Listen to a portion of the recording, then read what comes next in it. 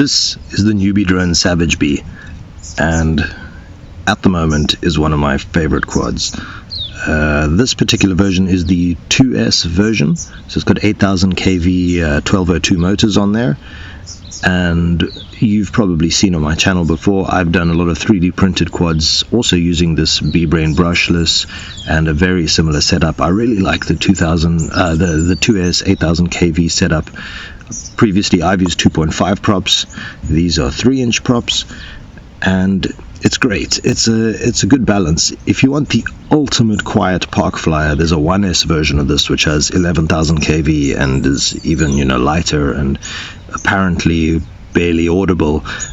This one is not as quiet, but it's still pretty quiet, and it's more importantly, it's non-threatening, right? If you see one of these guys, he just looks like a toy, but the performance is not toy-like. It's a riot to fly this thing. The frame is really pretty. I was worried about durability to start with. Obviously it's not your Bando basher, but I've hit a couple of trees pretty hard already and haven't broken anything, so I'm going to keep going and I'll feed back on how that goes. The whole stack is this. I'm using the NewBeeDrone V1. Can't really call it a stack, it's an AIO board, but I'm using the NewBeeDrone V1 Bee-Brain brushless, which includes the 100 milliwatt VTX and then has an external receiver. I've chosen to run Crossfire because it's honestly, I've just upgraded to Crossfire and it has changed everything. I mean, for me, I now don't worry about RX signal at all. I just watch what's happening on the video, and if I can fly by the quality of the video and just trust that the RX is good, then that's magic. I've got the Mini Mortal T antenna there. I'll probably figure out a better method, and the receiver is just jammed up inside the Goober canopy there, but it works perfectly. There are some 3D printed battery mounts options, but I'm not using them. I'm using just elastic rubber bands and they work perfectly. I always use two. The bottom one acts just like a battery pad. It stops things moving around, and then the top one actually holds them in.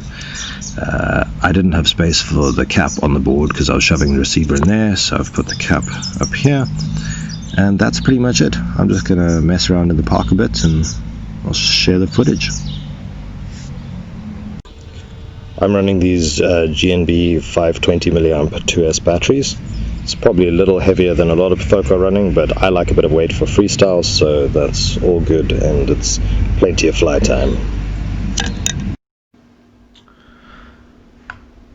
So mine is weighing in about 44 grams, taking into account it is the 2S version. It wasn't the bind and fly off the website, which is why it's probably a bit of a mess. I built it up from parts before the bind and fly was available, but I am running the tune that you can get off the NewBeeDrone GitHub, and they've got a tune and setup for, I believe, every combination you can get. So I'm running the 2S version for Crossfire. Obviously it's NewBeeDrone, so great support down there, and you'll get them to, they'll help you set up everything. But you can get the bind and fly that has all of this kit, and it weighs in at 45 or less grams, which is just amazing. And as a 2S drone, most of the extra weight is taken up by battery. I think with the 520, mine is sitting in at about 80 grams, just over 80 grams. And that's perfect for me. I mean, for freestyle, you can feel that little bit of weight behind your moves. It doesn't just stop dead in the air as soon as you take off the throttle. I'm still even running without prop screws. I probably will put prop screws in eventually, but I've had no problems at all so far. So I think it's pretty rad.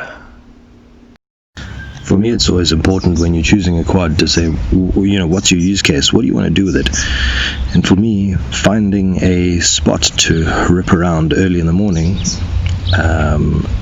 that's maybe a small park or something urban, is exactly what I'm after. It's got to be accessible, and the quad itself has to therefore be safe-ish and non-threatening, etc. I mean, I still try and make sure I stay away from people, but worst comes to worst, if this thing hits somebody, it's not going to do any serious damage. It's just going to make them angry, which we also want to avoid, but it's better than a 5-inch.